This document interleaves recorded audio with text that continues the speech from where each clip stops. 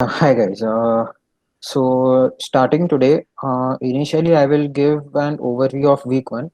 So first of all, I would like really want to apologize for the last week. The due to network issue, we cannot like show you the complete implementation and everything. But today I will like show you the consolidated uh, content of the week one. So if you have any doubts in that week one, and they may get resolved now, or else at the end we can just take those doubts. So week one had first initially we gave introduction to backend programming, like what is backend programming. Then we went to Flask.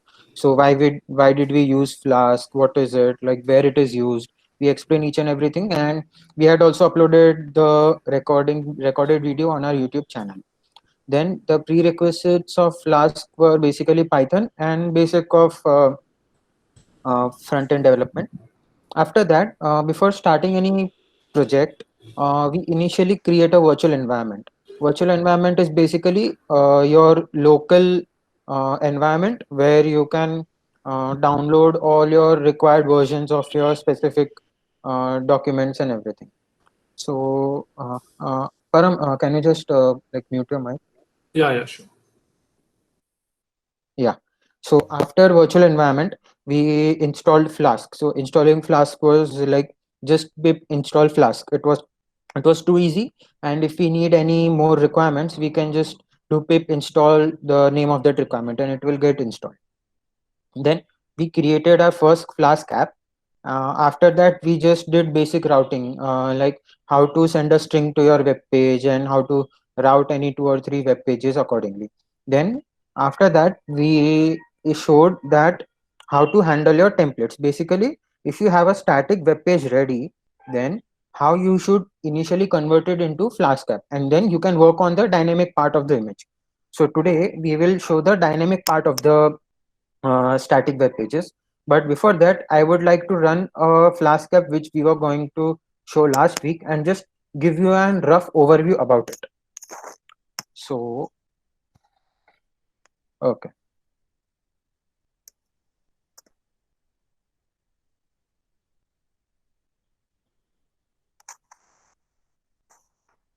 So I have not created virtual environment right now because I have all my variables located in the global Python folder. But it is preferably like you can say a compulsion that you should create a virtual environment. So if any issue will occur, it will just happen in that virtual environment, and your global Python folder would not be affected.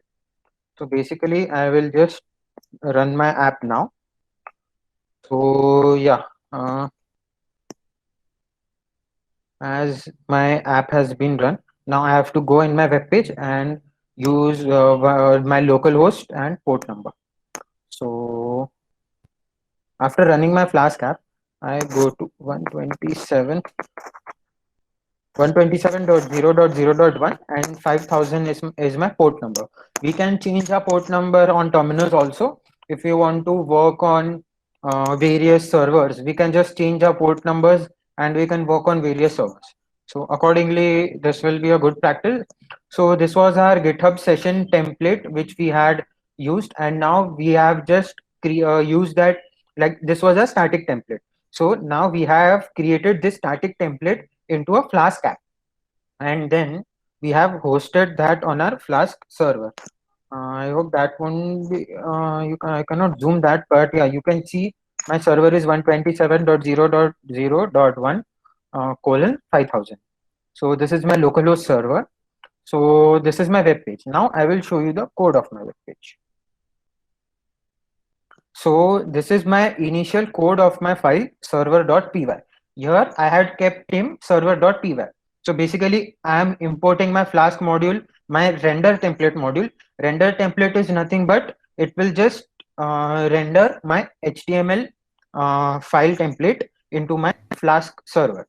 So now initially I am routing my slash. Slash is basically when I run my localhost, the first page that will appear is my index.html. So basically I create my function and from that function I will return render template brackets my HTML file name. So this is basically the combination of routing and handling my static templates. And one more code, I'll just zoom in. Yeah. So one more code is I have kept app.run debug equal to true. So basically, when you run any Flask server, if you do any changes, and so at the end you have to run your server again to view those changes. So if we keep debug it to equal to true, so it will basically hot reload your server automatically. So if you do any changes and reload your server, it all the changes will be visible. It will go into your debug mode. So that is why we keep app.run debug equal to true.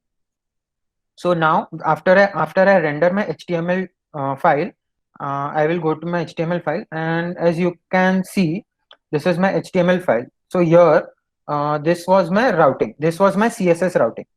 So basically, URL now the ease of Flask is it will automatically find the static folders and everything. So if you have seen our document, the structure of Flask, I will show you the structure. So basically it is just the main folder has your the initial Python file, separate folders like static and templates. Your templates include HTML files, and your static include your CSS, JavaScript, images, fonts, and all other various files. So here I am just providing my link to my CSS file. So you can just provide directly slash static slash CSS and everything, or else the another I won't say easier, but the better way is URL for static. So it will go to my static folder automatically, and in that static folder it will go to my this specific file name. So I can connect my CSS, JavaScript, and all my files there.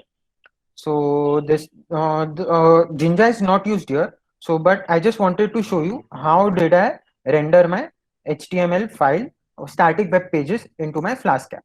So this was the overview of week 1. So till the end of week 1, we hope that if you have a static website ready, you can convert it into a Flask app.